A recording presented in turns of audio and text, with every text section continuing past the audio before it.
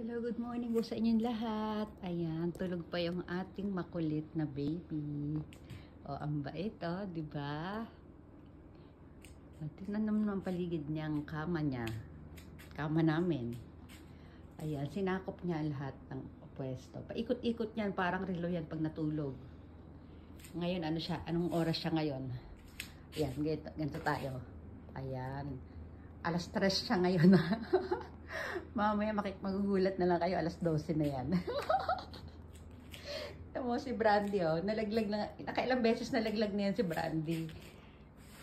Hindi na ulit umakit si Brandy kasi nasisipa siya ni Kenny. Kawawa naman. Brandy, okay ka lang ba dyan? Okay, okay lang daw siya, guys.